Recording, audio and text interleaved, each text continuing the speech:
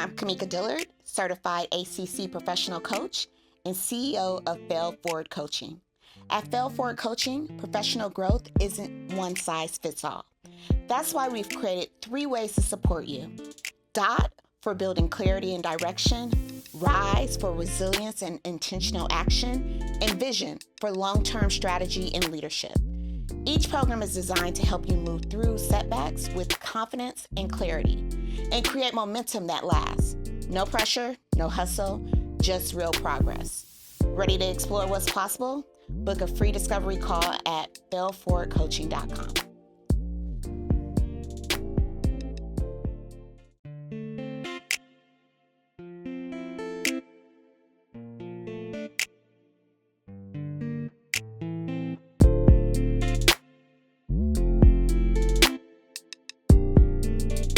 Welcome to the Black Women Will Save Black Women, the podcast where we support, amplify, validate, and elevate Black women always. I'm your host, Kamika Dillard, and this is our sanctuary, a space built on the belief that when Black women show up for each other, we don't just survive, we save. This is more than a podcast. This is a movement. So let's get into it. This week's Fail-Forward Files is centered around the need to reset. You don't need to reset, sis. I'm telling this because I had to tell myself this. You need to evolve.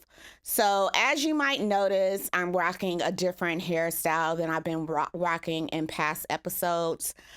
This style is super outside of my comfort zone, but this was a decision that we had to make when I took out my weave because we totally forgot that when I had braids before I put in my weave, I cut a chunk of my hair out, taking out my braids.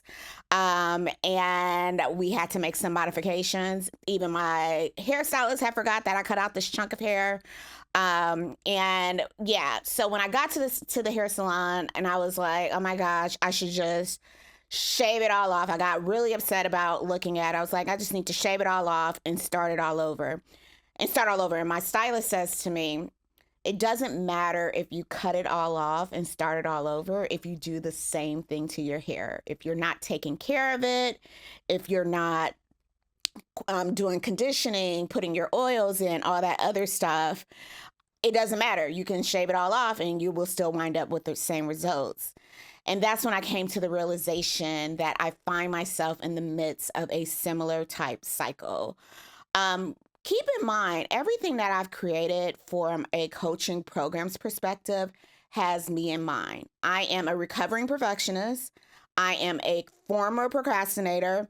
I am a former people pleaser. I'm still type A. I don't know if I'm going to shake that, but I am not as paralyzed as I used to be with overthinking. So when I think about these resets, especially because we're so close at the top of the year, you don't need to reset. You really need to make a decision to evolve based on some of the things you've already learned. So I know I've been using my hair as an analogy around this journey, but think about it from a hair perspective. Very, very simple. If you want to evolve when it comes to your career, when it comes to your business, if you're trying to figure out weight loss, if you're trying to figure out your money, et cetera, think about what I am looking at evolve to stand for. So number 1, the first E, you must eliminate. You have to break these cycles and stop making excuses. The only way that you're really going to move forward is take some accountability and realize the part that you're playing in your own destruction. And I'm talking to myself because I've done a lot of reflecting from 2025 and the part I've played in all of my missteps, mistakes, and my failures, which I utilize that information to make my next decision. So it's not a bad thing, but you got to recognize it so you can break the cycles. The next thing you need to do is validate. Recognize those lessons from your previous mistakes. Validate them. Use them so that you can craft a new plan, a new pathway forward. So it's okay to make mistakes, but we don't want to keep making the same mistakes over and over. So we validate what happened so that we can move on.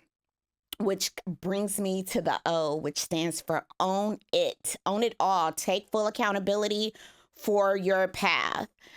My L stands for level up. You got to upgrade your habits. You got to upgrade your systems. You got to upgrade your mindset most of all.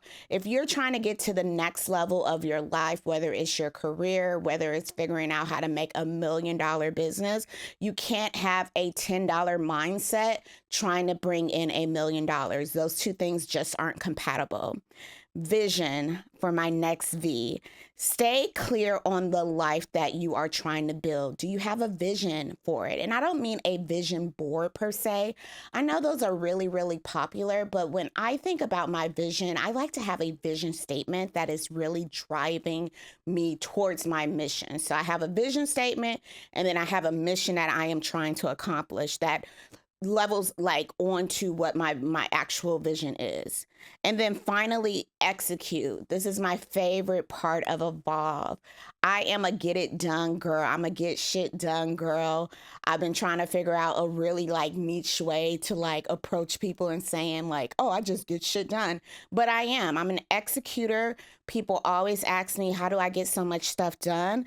It's because I'm consistent with just trying to do one thing at a time. So no more resetting. We're over resetting. And even so, with my own hair journey, I'm moving forward in the way that I'm moving forward in my life. I am failing forward with my hair journey, making sure I put my oil and my drops on my edges every day, getting help to take down my braids because that's what happened the last time I tried to do it on my own. And I preach community a lot. Girl, get one of your girlfriends to take out your hair. And and all the things that we're trying to do when we're trying to accomplish our like goals, our real goals, quote unquote, don't try to do things alone. Learn from your lessons, learn from your mistakes so that you can evolve. No more resetting. All right. Our guest today, super excited about this conversation, is Alexis Watts. Alexis Watts is the founder and CEO of Watts Collective, a Colorado based marketing and PR agency known for its bold, boots on the ground approach. After a high risk pregnancy and an unexpected layoff, Alexis turned adversity into opportunity, launching her firm with zero funding and a newborn at the time. Today, Watts Collective is a fast growing agency serving franchises, hospitality brands, and business districts across the region. Nicknamed the Kris Jenner of marketing, Alexis is celebrated for her ability to elevate businesses and create opportunities wherever she goes. Welcome to the sanctuary today, Alexis Watts. Hey, thank you. Hey, girl, hey. Hey. How are you doing? I'm doing great. How are you? I'm awesome. I Good. am so excited to share your story today. It's one that's probably going to resonate with a lot of people, especially the moms who listen to the podcast, the married folks that listen to the podcast. You, like so many of our listeners, was impacted by the job losses that happened in 2025. So tell me a little bit about your story and your journey of how you got here. Yeah, so I had been working in corporate right out of college. So for the past 10 years, I've always been a go-getter, like you were saying, executing where I can, networking when I can. I always said that before my baby was my career. So I took it really seriously. Um, got pregnant, wasn't expecting it. I had been married for about 9 years at that point, but it was just a blessing that came up. But then it was not the best pregnancy in the world. It was honestly very scary. We weren't sure if our baby was going to make it. Um, Being the person that I am, I was putting my job first a lot, and it caused even more stress. I had my baby 8 weeks early. I had a really stressful day at work. Next thing you know, about 12 hours later, I'm at the hospital, and then I'm finding out I'm going to have an emergency C-section. Then to come find out that, I had the baby emergency C-section and then went back to the hospital due to, um, is it not postpartum, but, um, preeclampsia. It was a postpartum preeclampsia. So I think it's like the one that you get right after when you're after the baby is born. So just difficult from again from the very beginning to the end. The baby was in the NICU for 6 weeks. I was not sure at that point about going back to work. I was like, do I want to go back to the same company? Do I want to look for something else? And I really did learn to realize that I really do love being a mom. I was really scared about being a mom and having a career. It's like, how do you do both? But it came naturally to me. I went back to work 4 months later, and I could tell something was off. I wasn't sure what it was. And if I'm being quite honest with myself, I knew it was time to move on, but I could not let go of my job. It was the fear of I can't lose my job. I have a new baby. This is my career. This is my dream job. I can't let this go. But sometimes, and now I realize it was a good thing that it's good to be pushed out, even though it's not good in the moment. I lost my job 4 months after coming back to work. The scariest time ever. Because again, you have a newborn, you have bills to pay. Um, and again, I was emotionally attached to a job and I could not find anything at all. And I kept having people ask me, hey, do you do any freelancing? And I was like, no, I'm like, I'm looking for a real job. Like I'm in my head, I'm like, I have to find A another eight real to job. five. Yeah, cool. Correct. Yes, a real job. I gotta find an 8 to 5, right? And that same day, it was January of this year, I went home and I started doing research. I said, okay, let me get an LLC, let me get a website together. What would I be, what services would I provide? And February 16th, I launched officially with the state of Colorado, AWATS Collective. At the time, it was a PR, marketing, and talent agency. And from there, it took off from referrals.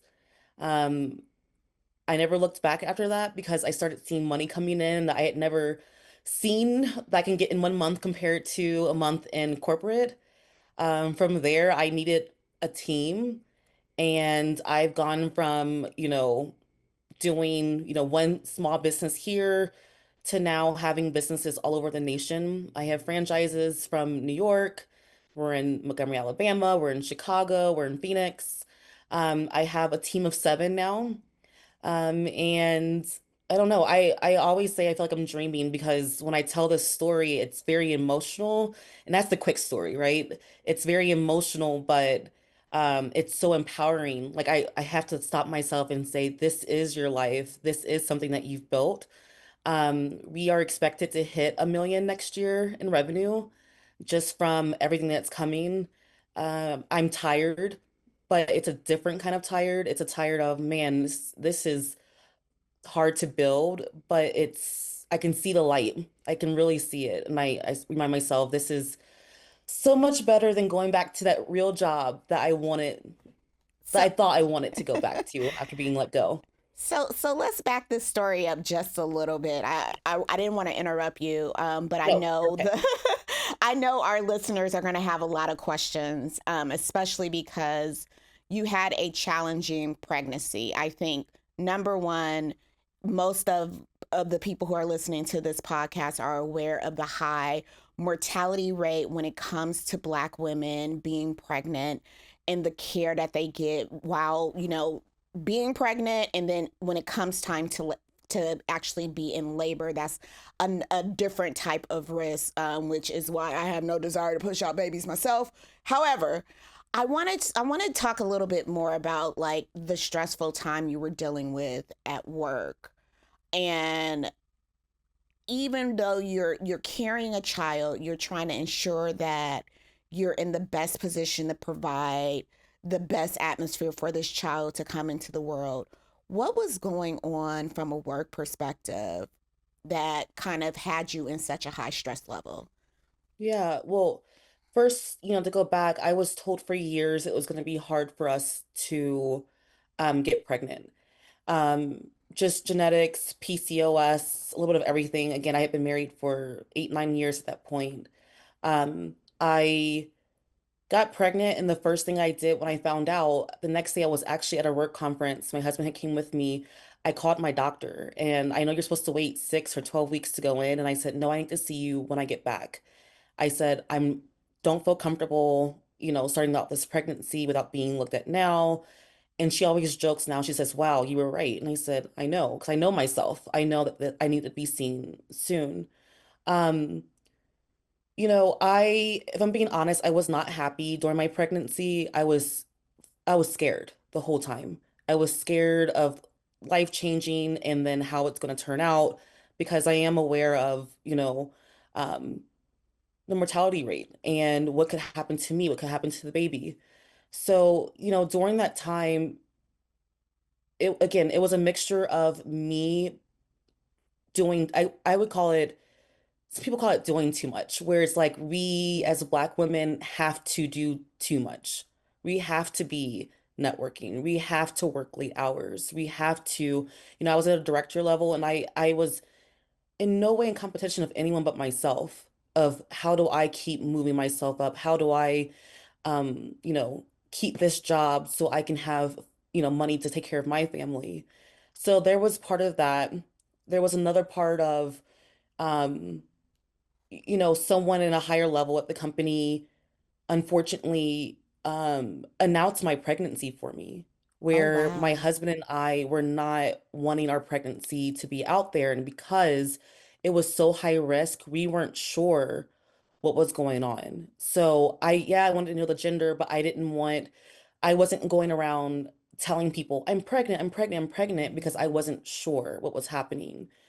When that happened, that was hard because I'm in a room full of people who now know. My majority of my family didn't know. Maybe 10 people in my family knew, but the rest of my family and friends did not know. And again, it's because I was not wanting to put that emotional stress on myself or in them. To come to find out that the next month, I'm finding out, hey, you might have the baby, and I'm 23, maybe 25, 27 weeks. You might have the baby next week. The Oh, baby wow. might not survive. And I'm hearing all this. And then I'm like, gosh, well, people already know. And my brain is spinning. And I'm like, how am I supposed to do this? How am I supposed to, you know, keep my job and work how I'm working, but then also, keep this pregnancy? And I mean, I was at the doctor probably about, I would say 3 times a week. I was at the doctor from December until the birth in March, which that racks up, whether you have insurance or not. So I'm constantly leaving work, but I'm also like, I have to go to this event, I have to do this. And it's that mindset that I wish that we as Black women didn't have, which is I have to keep going. I have to keep going. Where I should have been taking care of myself and taking a step back. But it was the fear if I take a step back, well, then they're going to look at me and say, she's lazy. She's not doing her job. And that's exactly the stress that came with it. It was already like, oh, this is stressful of pregnancy, but now I'm putting the stress on myself of, well, I have this job. And I, at the time, was the only Black person at the job. So I always feel like we have a flashlight on us and they're looking, Absolutely. right? So it was that fear of like, if I don't do my job, I'm not going to have anything when I get back here. So why did you share with your employer that you were pregnant? And I'm asking because we know that there is a perception that we are superhuman. We're beyond, the typical threshold of pain. I'm curious as to why you decided to share with your employer that you were pregnant so early on. What was your Oh, hopes for it? I'm just wondering. no, that's a good question. Um, I think it was more of like the logistics of it all, of the planning. Like, oh, hey, I'm pregnant. I'm gonna be out of office, needing to go to the Mm, doctor's appointments. Here's what I'm gonna do. Let's get everything ready to go for my maternity leave. I would say it was more of that. I would tell you, not that I want to go back to corporate, but if I had to do it over again, I wouldn't say anything so early. Um, I I would do a lot of things differently in my next pregnancy. And it's crazy to say I want another baby, but I'm also like, well, how do I do that if I don't want to get pregnant again? It's so crazy, but I would say I would do a lot of things differently after this one. I would tell you I will put myself first over anything this So, time around. as you should. So the baby comes, you're dealing with the NICU. That's a whole nother level of stress, intensity. And then, once you get the baby home, you only have a short period of time because the US sucks in terms of maternity leave. And then we go back to work. And then how was the environment for you? The reason why I ask is I feel there is a level of empathy that I would extend to coworkers who are new moms, who, had complicated pregnancies, who had babies in NICU. What was the environment like in terms of understanding your situation? Um, I would say there was a few people who were very comforting, and but then I also got the vibe of, all right, I need you to get back to work because I'm doing this, this, and that. And it was, some might say that, yeah, we were being flexible, and I will say that it was totally not flexible. Before I went on maternity leave, I was able to be flexible with coming in between like 8:30, and then out of nowhere change, everyone is strictly 8 to 5. Well, as a mom, I don't know. I don't think, I don't know how anyone is able just to get up early in the morning after having no sleep and then give your child a bath, feed them, dress them, then get yourself ready, get in the car, drop them off at daycare, and that's if you have childcare, drive in traffic, go to office, and be sitting down at 8 o'clock. Like, to me, whether you do that or not, the stress on a mother by the time you're sitting at your desk at 8 o'clock is insane. You're thinking about, like, did I do everything at home? Your brain is not just at work, it's at home and at work. And for that to be taken away, so wow, right when I get back, how convenient. And sorry, I'm getting chills just thinking about it because some of these things I've tried to, this is a whole nother conversation, but after postpartum depression, you try to block things out. And Mm. this is something I feel like I've blocked out for a long time, but that feeling is really, it's terrible because naturally as mothers, we want to take the time with our children versus me rushing up to get up and then sitting at my desk at 8 o'clock, leaving at 5 just to sit in traffic to go get her again. But then, I'm not your typical 8 to 5. I'll work. I'm at I'm at the event at 6 o'clock, or I'm working at my desk until 7 o'clock, or I'm doing this. I'm always doing something on the weekends, but none of that mattered. So that means I'm giving even more. And I will say that was hard for me.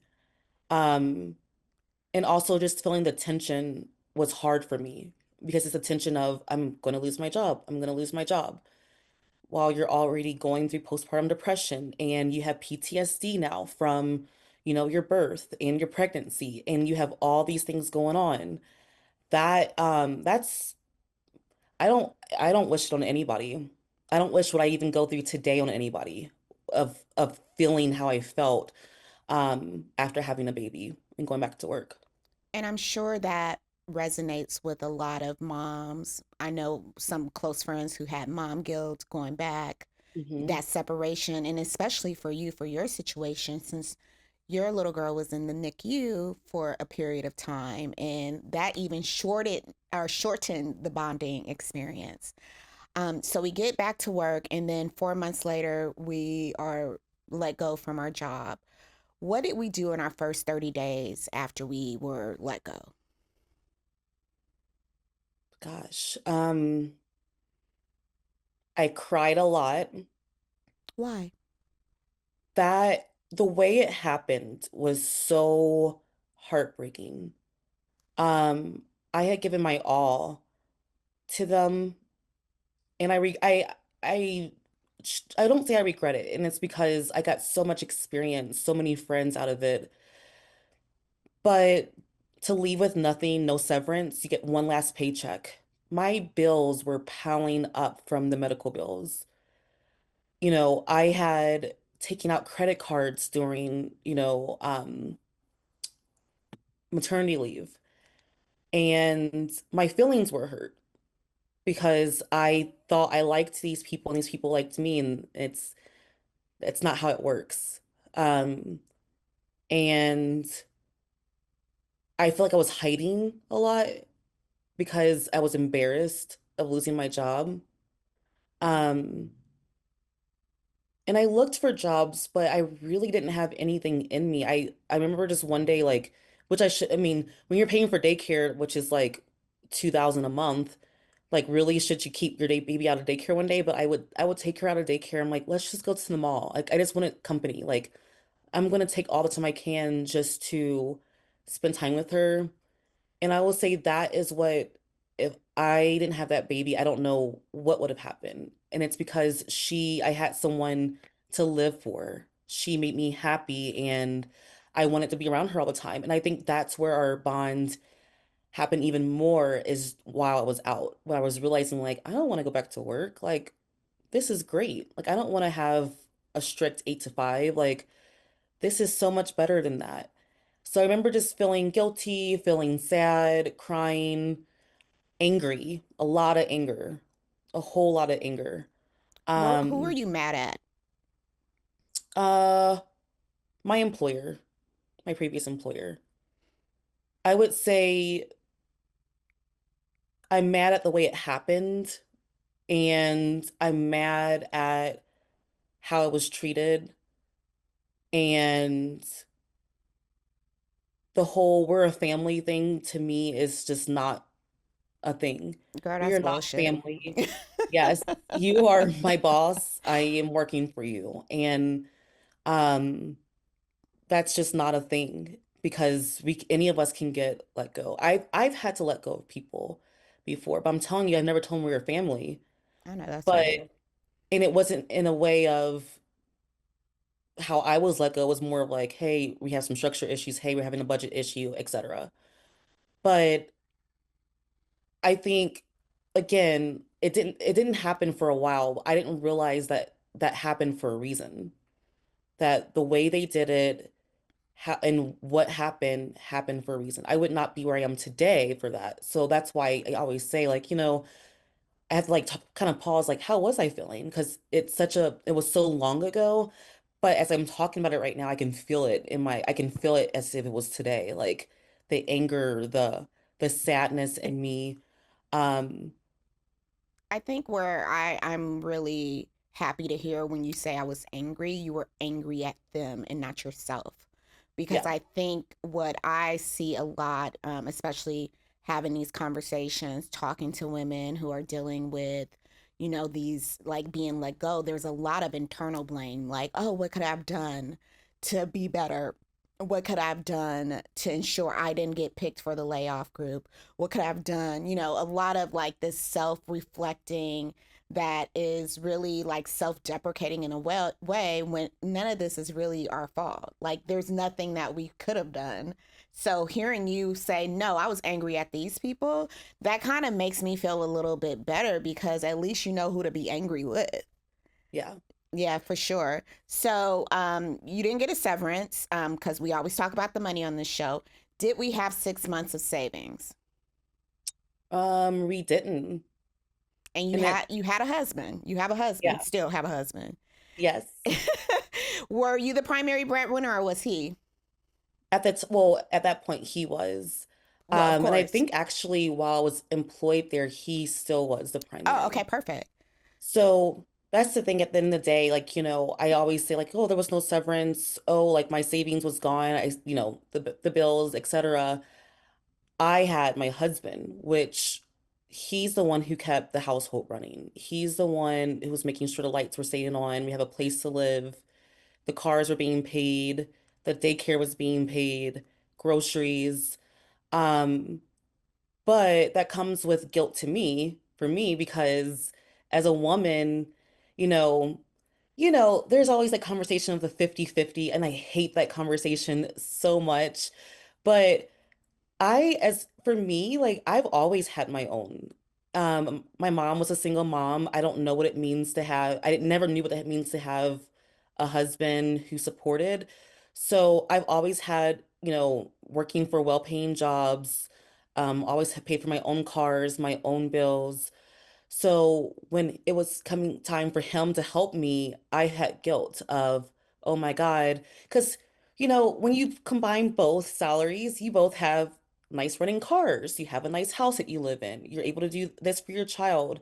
So when part of that's gone, you're like, oh, well, I can't even help. I can't do anything. I can't support anything. So that part for me was hard. Um, Watching him because I know like he was, oh, it's fine, I got it.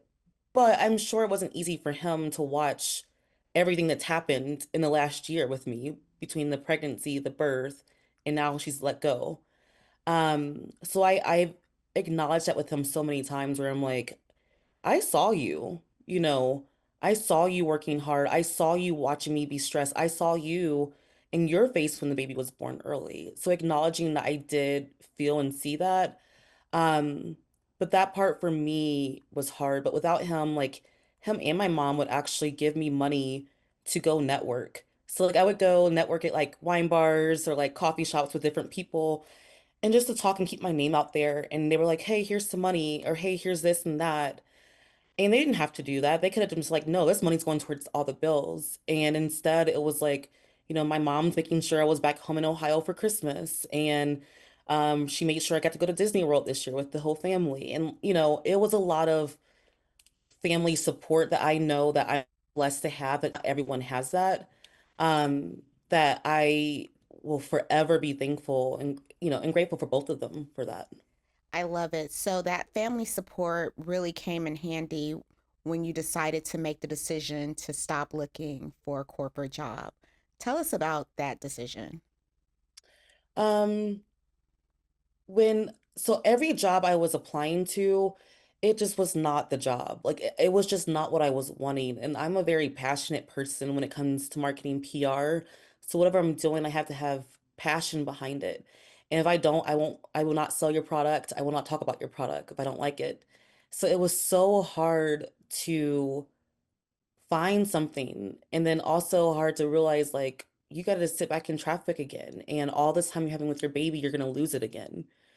Um, so again, when I had talked to a friend who was like, "Hey, we're looking for someone to do some marketing for us," and I was like, "Oh yeah, I can do that. Like that's fine." Um, when I don't quite remember telling my mom and my husband, that I'm gonna do this. I think it was like, "Hey, I'm gonna do this for some extra money." It was never supposed to be where it is today. It was literally like, I want to make some extra money on the side until I find like the perfect job. And I always joke that I couldn't find the perfect job, so I created the perfect job. So me finding like all the industries, like I love working with small businesses. I love business districts. I love destination marketing. I love to eat restaurants. I love to stay in a hotel. So everything I like to do and whatever it is and visit, that's what I want to promote. Um, so I think my mom paid for my LLC, my husband paid for like my website and internet, or not internet, but my website and something else that had to come with it. But anyways, um and I just remember like I said, this is gonna pay off, guys. Like you're my investors, like my first investors. Mind you, it's like maybe like 500 bucks I got from them. But the point is like you're my investors, you're investing into this business. I said it might grow into something big. And I just remember one day, I guess I just kept getting calls like, hey, so and so from the chamber said that you start your own business, and we have this company that's looking for something. Like, hey, this district is looking for some help, and it just kept coming in. And I was like, well, like maybe this is it. And I remember in March, February and March, mostly March, I was working for free. Like nobody had paid yet. And I'm like, I'm setting up systems. I'm talking to software companies about things that I need. And I'm like crying. I'm like, I need money. I gotta, the daycare is gonna increase our pay again. They had given us a reduced rate for a couple months. I'm like, I gotta make income. I can't just sit here and work for nothing. And I will never forget April 1st when I got the deposit of $20,000 into my account and how happy I was. And I could not believe it. I was like, I went from nothing to 20,000 in like overnight in my bank account. Well, it wasn't And overnight, Alexis. Let's well, yes. acknowledge, like, I want to make sure you guys hear what my sister went through, okay? She said she was grinding it out for free. Yeah. She was getting her name out there for free. So she was paying in like labors of love and not getting any money back, which is something I can relate to right now because the money's not coming in. And I'm like, oh my gosh, you weren't discouraged. You kept going. And when Yeah. she said chamber, just for those who don't know, Chamber of Commerce, Oh, yeah. which I'm familiar with because I used to work for one, and Chamber of Commerce are really great resources for small business, especially in the city that you're working in. It opens a ton of doors. We'll put some of those resources in this episode, but you did all that work and got that $20,000 deposit. Yes. And That then was, what decision did we come to? What conclusion were we coming to at that point? well, gosh, I just knew at that point that this was it. And that's when I hired my first two people. One was a friend, our husbands were in the Air Force together. So we had met 10 years ago. And she was a mom who just could not find a role. And I was like, hey, I need some help. Do you want it? Just like, yes, I've been looking for something. And, again, moms helping moms because I know how it feels. I mean, I didn't have that, I'm taking a 5-year break and I'm coming back to the workforce, but she did. And I was like, I'm gonna help you out. Like I need some help. A lot of people ask me, what did I do to reward myself? And I always say, well, funny enough, our bed frame had just broke. And I needed a new bed frame. And I said I went to the store, the furniture store, and I was able to buy one. And I said, and then I went to the mall and I bought myself a Dior perfume. And I bought my husband like another designer cologne just to say thank you. And I was like, and that's what I did. And they were like, you didn't do anything else? I was like, no. I was like, I had bills to pay and I said I had softwares to pay. I said, this was like an investment. I said, I treated myself. I got what I needed and I just kept going from there. And um now, we're racking in, I mean, way more than that per month. Tell the people the Like I said, numbers. We talked about the numbers, but I want you to share so you can encourage some folks. yes, yes, yes. So right now, we're projected by, I would say January to be bringing in at least 50,000, and then by end of 50,000 a month, and then by end of year of 2026, we are projected at $1 million in revenue for the year.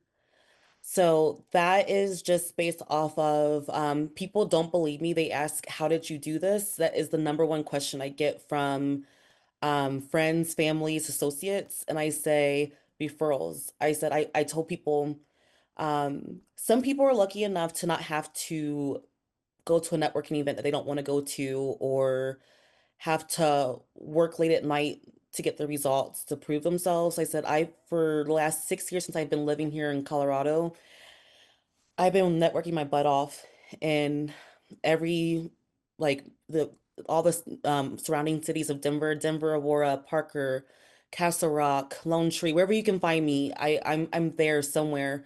I will reach out to someone on LinkedIn. I have proven my work. I show my work on LinkedIn. I am kind to people. I think being kind is not that hard. Kindness is an underrated strategy. I Yes. always say being kind is an underrated strategy. Yes. People don't believe me, but I'm like, be nice for just a little bit, just a little bit. Say hi, how you doing? Ask how the kids are. It's not that hard. And all that combined it has my phone ringing, my emails coming through like, hey, I have this lead. To What have a client in New York, to have clients all over the nation already, I I don't I all I have to say is I've been working at that for 6 years. For 6 years, that really got me to this point. what I love about this story is a couple of things. One, you activated your network before you needed your network. So you say, hey, I've been like talking, being kind, working these rooms for 6 years before you even knew that, hey, I'm going to go into business for myself because you were like, I'm going to be a corporate girly. because we Always. getting paid these good money, thinking it's a lot of money, which is what I have to keep reminding myself. There's so much money out there. That's one thing. Two is that you are asking people to help you for like refer me, which I think a lot of people underestimate the power in the ask for help and referrals. Yeah. Like if you want to like take it back old school, like to me, because I feel that, and this is Kamika speaking, I sometimes feel that social media has made a lot of people lazy because Hmm. it's not enough to just put your business out there. You have to be reaching out. You got to make some cold calls. You got to like really kind of show your face, get outside, network. If you want to be successful on your own, it just doesn't come easy, even though people put it out there on the internet like it does come easy. Like you were out there grinding, sis. You were Yes. out there grinding. And I think like to hear that you went from being super sad, upset to now it's like, no, I have proved my worth. I have this business that is projected to make $1 million this year because your episode will be released in 2026. But I think it's just like super inspiring for people to understand the depth of the work that you've done. And it's like, no, no, no, it wasn't easy. I was working for free at one point in time and it all paid off. It did. Yeah. I want people to realize that um I think a lot of people think that things just come easy. They see the CEO with a nice car, nice house, or people with money as if everyone's just born that way. And it's not. It's a lot of time and effort, and it's exhausting. Like there's some times when I'm just like, I don't want to go to this event. But I walk in, I grab a glass of wine, and I'm like, all right, let's do it. Let's meet somebody, let's talk to someone, let's shake some hands. You just never know who you are going to meet. And that's what people need to realize is that you can talk to somebody who is selling the Mary Kay, and you can talk to the woman who is CEO of the chamber of commerce. And people don't realize that the lady who sells Mary Kay knows a ton of people because she's at the Chamber of Commerce events way more than maybe the CEO is. And you got to realize you got to be nice to everybody. The whole thing of the janitor, like that's the tr it's actually a true story. Like you really just need to be kind. You never know who you're gonna be working with one day. And I applaud myself. And I know my husband, if I'm sure he's gonna watch this, but his biggest thing is, he's like, you're out there a lot. You're out there a lot. And I said, yeah, but look what it's doing. I said, look, if I wasn't out there, I wouldn't be here today. I'm telling you that right now. I would have been running Google ads, going door to door. And I said, at some point I probably am gonna have to put pitch to some people, and that's fine. I'm ready to do that myself too, but it's nice to get those referrals. And people don't just refer anybody. I want to make sure people understand that. Referrals are, when they know that, for example, if you do good work and they're seeing you do good work, they're more willing to refer you. So it's important to put yourself out there. So use your social media, talk to people about what you're doing, show them what clients you have. You can't just be like, hey, can you refer me? It's like, well, why should I refer you? That part. I'm very, very careful about my referrals because again, it kind of has your name on it. So talk about yourself. Like go on social media. Like I post on LinkedIn almost every day. It's about my client, it's about what I'm doing. I use my LinkedIn in a personal manner of this is who I am as my personal brand, but this is what I'm doing in my company and professionally. But then I also have an Instagram that is geared towards more of the influencers in media. I want to make sure that they know I'm out here, who are my clients. I'm just like you. Let's be friends. Let's talk. Let's connect so I can get my clients on your news station or you can go ahead and influence for them. I have two Facebooks. People think I'm crazy. I have my personal one with my family from Ohio and Albuquerque, and I have my Colorado one. And the Colorado one is my professional, personal one, where I don't want them to know everything about me, but just enough about here's my kid, she's beautiful, here's my family, but hey, here's my client, and they're having this event this weekend, come see me. So using different methods to network, it's not always about going out there. Like you have to go out there, but also be online. But you can't just be online hiding behind. Like you gotta go shake some hands. Like you said, you gotta call somebody. You gotta I am not afraid to message a CEO that I like, oh, she is so cool. I want to know about her right now. Like I will message her and like, Can we go out for a glass of wine? Can we do a Zoom? That's exactly what you should do. Don't be afraid. People are willing to talk about themselves and All the in their time. journeys. So just do it. All the time. I love everything about this episode. I think people are going to find so much value in hearing your story, Alexis.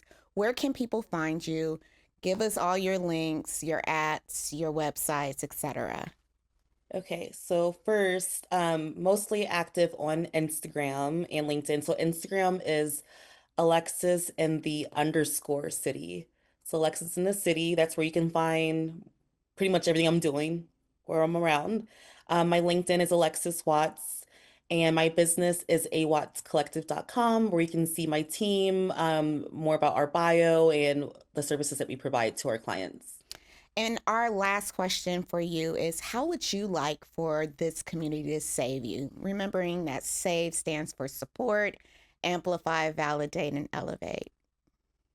I would say the days that I am like asking myself, what am I doing or what did I get myself into?